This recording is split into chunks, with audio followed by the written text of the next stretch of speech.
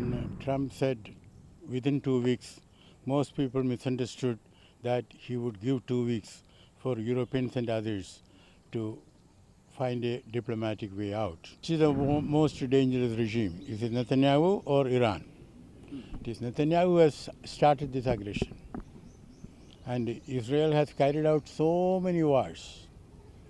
Whom did Iran attack in the last 20 years? Trump's description of Iran as the most dangerous regime is absolutely wrong. Well, as we have been talking, this was to be expected. When Trump said within 2 weeks, most people misunderstood that he would give 2 weeks for Europeans and others to find a diplomatic way out. No, Trump was trying to mislead. And he did it in 2 days' time. Except that if we follow the correct usage of the phrase within 2 weeks, that is the upper limit. So I can say, let's meet within 2 weeks, and then still I can propose, I can meet you 2 days later. Anyway, that apart, Trump has said it is very successful.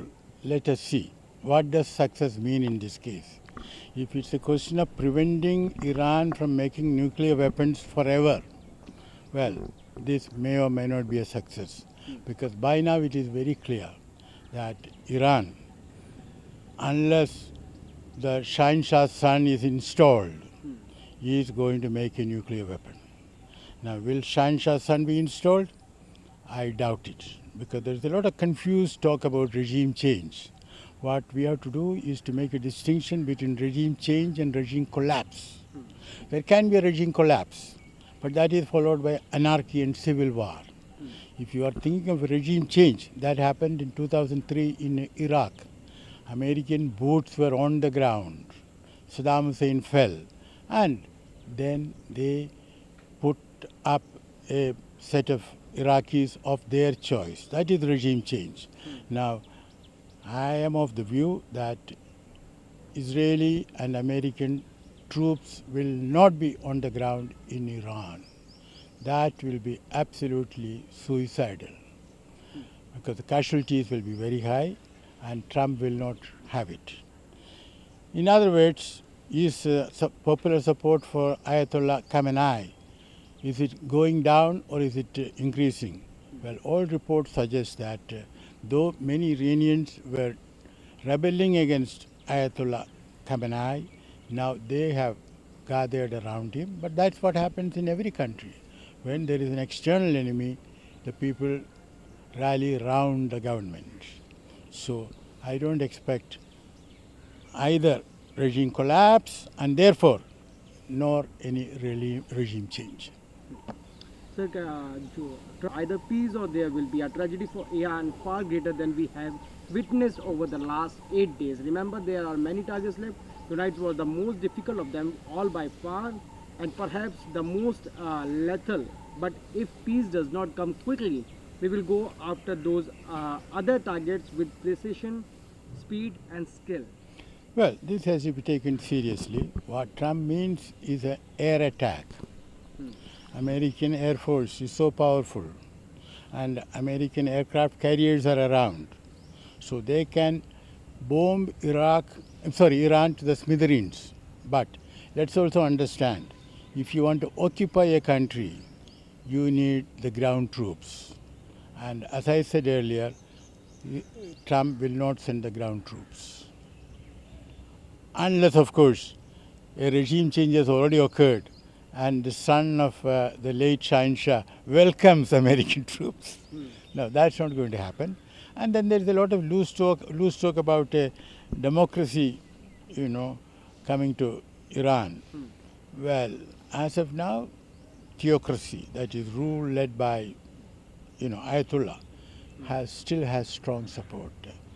Another thing to bear in mind is that in 1953, when under Mossadegh, who nationalized the Anglo-American oil company, Anglo-Iranian, oil company. And then what happened? The Shah fled. This Shah, the late Shah, he was young. He fled to Rome. And the CIA under Eisenhower arranged for a coup military coup costing about $10,000, and the Shah was restored. In other words, America has stood in the way of Iran's moving towards a democracy.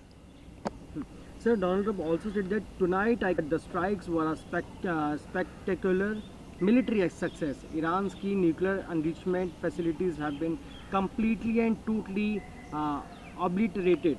And also said that our objective was the destruction of Iran's nuclear enrichment capacity and a stop to the nuclear threat posed by the world number of one state sponsor of terror tonight. Well, we have to understand that as regards Fordo, we have been told that America's bunker buster bombs can penetrate only 200 feet, and Fordo is probably 300 feet. But that apart, even 200 feet are good enough, because if you destroy the access to the underground nuclear facility, then you have practically destroyed it. Now, Iran has stated that it anticipated such an attack and it had removed all the enriched uranium and the personnel. Now, whether it is true or not, we do not know, because in war, the first casualty is truth, facts. But we'll see. But Iran is most likely to retaliate, and I'm afraid the region is in for deep trouble. Sir, America has been truly surpassed. It has done what no other country on earth could do. History will record that President Trump acted to deny the world's most dangerous regime, the world's most dangerous weapons, say Israel PM Benjamin Netanyahu. Well, let me ask the question, which is the most dangerous regime? Is it Netanyahu or Iran? It is Netanyahu who has started this aggression. And Israel has carried out so many wars. Whom did Iran attack in the last 20 years? Nobody. So Trump's description of Iran as the most dangerous regime is absolutely wrong. In fact, it's America who has been attacking. 2003, who attacked Iraq? Afghanistan, who attacked? It is America which has been. So Trump's words have to be taken with a slight pinch of salt. So UN Secretary General Antonio Guterres tweeted by the use of force by the United States against Iran today. This is a dangerous escalation in a region already on the edge and a direct threat to international peace and security. I call on member states to de-escalate and to uphold their obligations under the UN Charter and other rules of international law. Well, the Secretary General is a conscience of humanity and he has spoken right. But I add that Trump could not have acted more unwisely. Sir, if we ask about Hormuz, India suffers? Pardon, if? Strait of Hormuz. Yes, yes.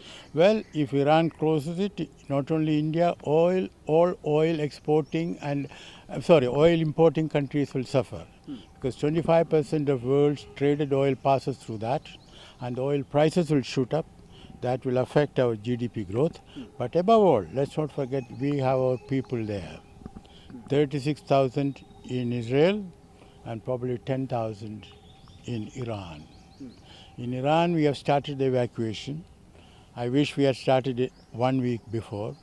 And Israel, till now, we have not even started. Embassy said, if you want to leave, we shall assist you. That is not evacuation. We should do it forthwith.